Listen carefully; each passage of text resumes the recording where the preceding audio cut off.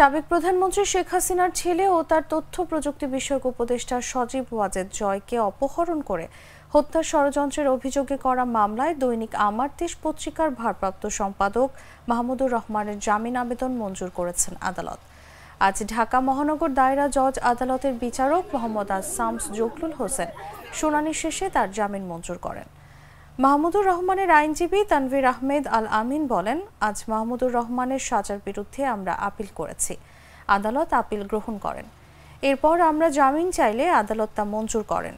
এর আগে রবিবার ঢাকার অতিরিক্ত চিফ মেট্রোপলিটন ম্যাজিস্ট্রেট মাহবুবুল হকের আদালতে তিনি আত্মসমর্পণ করে আপিল শর্তে জামিন আবেদন করেন। শুনানি শেষে বিচারক তার জামিন আবেদন নামঞ্জুর করে কারাগারে পাঠানোর আদেশ দেন।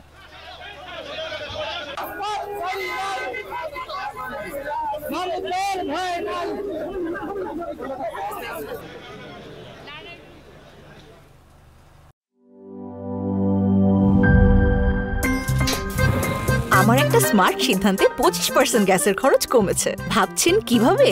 সাধারণ গ্যাস স্টোভ বদলে আমি এনেছি আরএফএল গ্যাস স্টোভ। এর সাইন্টিফিক নজল ও ব্রাস বার্নার ক্যাপ সমানভাবে তাপ ছড়িয়ে রান্না করে দ্রুত, তাই গ্যাসও বাঁচায় 25%, টাকাও বাঁচে 25%। আরএফএল গ্যাস স্টোভ নিরাপদ ও গ্যাস সাশ্রয়ী।